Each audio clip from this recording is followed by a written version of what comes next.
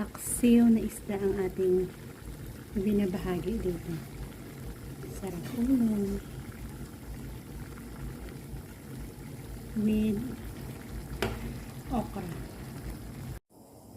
Yan, mayroon tayong konting mantika na naiwan dyan.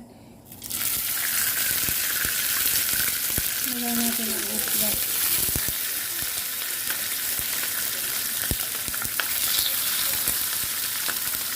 Ang mantika na ating ginamit dyan. Tinanggalingan niya ng ating tortang kalabasa. Yes, meron tayo ditong tortang kalabasa na maganda. Yan. Tortang kalabasa. Next, gawin natin yung masarap na paksiw. Slightly fry. Kabilaan.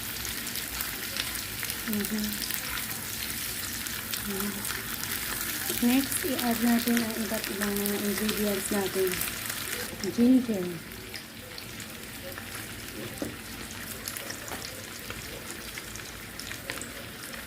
Kamatis. Onion. Kalito lang. Lagay natin ang okra natin. Ito sa gilid. Pula at green na okra.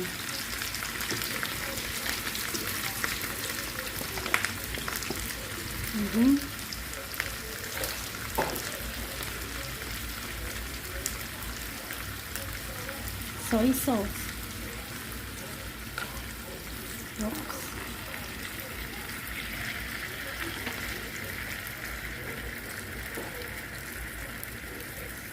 Vinegar.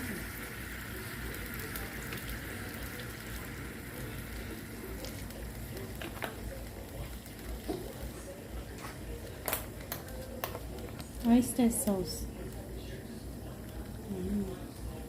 Sarap niya. Maganda tayo ng asukal, konting asukal. Balance sa asim ng ating vinegar. Siling pang sigang.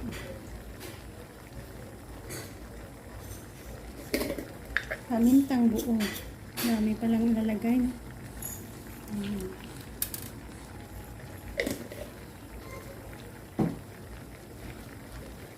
Ilagay natin konting tubig.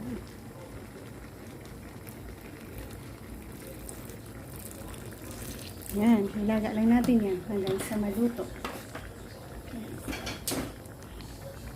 At ang okra natin. Sana yung masarap niya.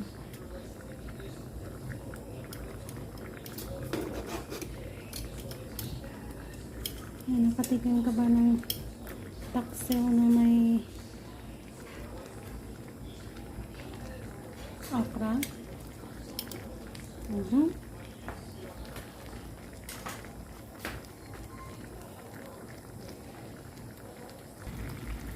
Yan, malambot na guys. Dito na tayo mag-e-end. Thank you again for joining me sa ating pagluluto dito. Isang masarap na paksiw na isda ang ating binabahagi dito. Sarap ulo. With okra. Bye-bye and salamat ulit sa inyong pagsabay sa akin.